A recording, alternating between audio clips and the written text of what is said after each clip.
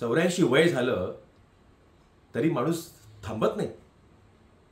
या महाराष्ट्रातल्या लाखो युवांचा रोजगार वेदांता फॉक्सांच्या माध्यमातून गुजरातला चाललेला आहे आणि तुम्ही राजकारणी एक शब्द देखील बोलायला तयार नाही.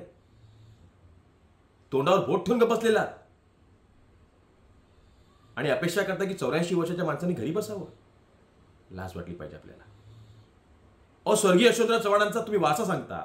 ज्या स्वर्गीय यशवंतराव चव्हाणांनी शिकवलं त्यांचा वारसा घेऊन, त्यांचा विचाराचा वारसा घेऊन आदरणीय पवार साहेबांनी MPSCच्या माध्यमातून गावागावातल्या खेड्याखेड्यातल्या ग्रामीण भागातल्या युवकांना स्पर्धा परीक्षेमध्ये पास व्हा आणि सरकारी नोकऱ्यामध्ये या हे सांगितलं. मुख्य प्रवाहात या हे सांगितलं आणि आज त्या सरकारी नोकऱ्यांचं बाजारीकरण होतंय, खाजगीकरण होतंय आणि सरकारमध्ये व्यवस्थेमध्ये असले तुम्ही लोक मुग घेऊन बसलेला एक चुका शब्द काढायला तयार नाहीये.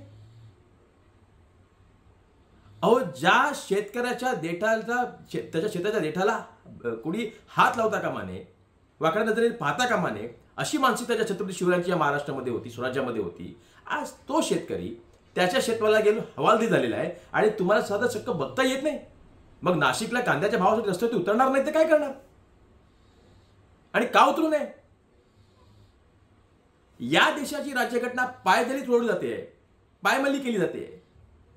शोषित पीडित वंचित बहुजनांचा अधिकार ज्या राज्यघटनेमध्ये संविधानाच्या माध्यमातून आपल्याला मिळालं आहे ती राज्यघटना आता संपण्याचा मार्ग सुरू झालेला आहे आणि ज्या संसदेमध्ये तुम्हाला सर्वांना निवडून दिलं ते तुम्ही राजकारणी त्या संसदेमध्ये मौन बघून बसता आणि बोलायचं नाही. एक लक्षात ठेवा, या देशाचं वाटोळं होत असताना